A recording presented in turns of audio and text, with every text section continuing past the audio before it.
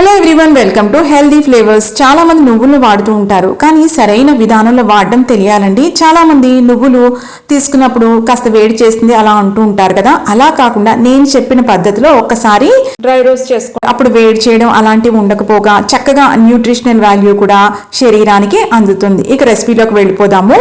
ముందుగా ఇలా నేను పొట్టు నువ్వులు తీసుకున్నానండి. పొట్టు లేని వాటికంటే కూడా పొట్టు నువ్వులు తీసుకుంటే చాలా మేలు.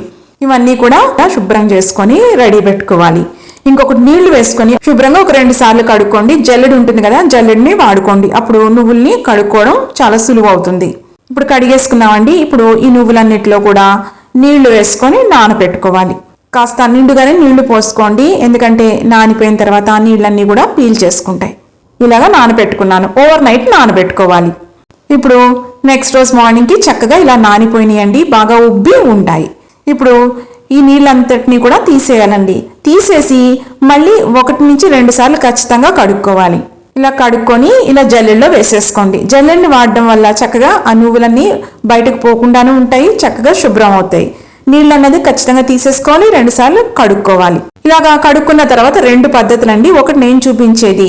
ఇప్పుడు ఎండాకాలం కాబట్టి ఏం చేస్తారంటే దీన్ని చక్కగా మీరు ఒక పొడి బట్ట మీద ఆరబెట్టేసుకోండి. ఒక రోజంతా ఆరబెట్టుకున్నారనుకోండి, చక్కగా అవి డ్రై అయిపోతాయి. అప్పుడు ఈజీగా డ్రై రోస్ట్ చేసుకోవచ్చు. మరి ఎండాకాలం కానప్పుడు ఎలాగా అనుకున్నప్పుడు ఆ జల్లెల్లోనే వేసేసుకొని ఒక 10 నిమిషాలు పక్కన పెట్టేసుకోండి. తర్వాత ఇలా మందంగా ఉన్న ప్యాన్లో వేసుకోవాలి. మందంగా ఉందనుకోండి ప్యాను, చక్కగా కుదురుతుంది అనమాట. అవన్నీ చక్కగా డ్రై రోస్ట్ అవుతాయి. ఇవన్నీ కూడా వేసేసుకోవాలి. ఎండాకాలం అనుకోండి ఏం పర్వాలేదు, మీరు ఎండలో పెట్టేసుకొని చక్కగా అవంతా కూడా డ్రై అయిపోయిన తర్వాత అప్పుడు పొడి పొడిగా అయిపోతాయి కదా, ఒక రోజంతా పెట్టేసుకోండి. అప్పుడు వాటిని ఈజీగా ఒక 5 నుంచి 10 నిమిషాల్లో డ్రై రోస్ట్ చేసేసుకోవచ్చు. లేదనుకోండి నేను చెప్పే పద్ధతిని ఫాలో అవ్వండి. ఫ్లేమ్ని ఇప్పుడు మీడియం పెట్టుకోవాలి, పెట్టుకుంటూ కలుపుకోవాలి. మధ్య మధ్యలో కలుపుకుంటూ ఉండండి. చూసారా, ఒక 5 నుంచి 10 నిమిషాల తర్వాత ఇలా కింద ఉన్న నీరంతా కూడా ఇంకిపోతుంది, డ్రై అయిపోతుంది అనమాట. ఇంకా ఈ స్టేజ్లో ఏం చేస్తారంటే ఫ్లేమ్ని లో టు మీడియం పెట్టుకోవాలన్నమాట. మధ్య మధ్యలో ఇలా కలుపుకుంటూ ఉండాలి. 10 నుంచి 20 నిమిషాల తర్వాత ఇలా ఉంటుందండి. మొత్తంగా ఒక 25 మినిట్స్ పడుతుంది ఈ ప్రాసెస్ కోసం. ఇలాగా డ్రైగా అయిపోయిన తర్వాత ఇలా చేత్తో ఇలా అన్నప్పుడు ఏమవుతుందంటే మంచి సువాసన వస్తుంది. ఇంకొకటి ఇన్ని కూడా పాపప్ అవుతూ చిటపట్లాడుతాయండి. ఈ స్టేజ్లో మనం స్టవ్ ఆఫ్ చేసేసుకోవాలి. మంచి సువాసన రావాలి, చిటపట్లాడాలన్నమాట. ఇదే గుర్తు. మొత్తంగా ఆ తడి నువ్వుల నుంచి ఈ ప్రాసెస్కి రావటానికి మనకి ఎంత టైం పడుతుందంటే ఒక 25 నిమిషాలు ఖచ్చితంగా టైం పడుతుందండి, ఆ క్వాంటిటీని బట్టి. ఇదంతా వద్దు అనుకున్నారనుకోండి, మీరు ఏం చేస్తారంటే డైరెక్ట్గా ఎండబెట్టేసుకోండి. ఒక రోజు ఎండబెట్టేసుకొని తర్వాత ఒక 5 నిమిషాలు డ్రై రోస్ట్ చేసుకుంటే వెంటనే చిటపట్లాడితే అలా కూడా ఈజీగా చేసుకోవచ్చు. మీ ఇష్టం అండి, ఎలా కుదిరితే అలా చేసుకోండి. ఇప్పుడు స్టవ్ ఆఫ్ చేసేసి ఒక ప్లేట్లోకి వెంటనే తీసేసుకోండి, దాంట్లోనే ఉంచేయొద్దు. ఇవి పూర్తిగా చల్లగా అవ్వాలి.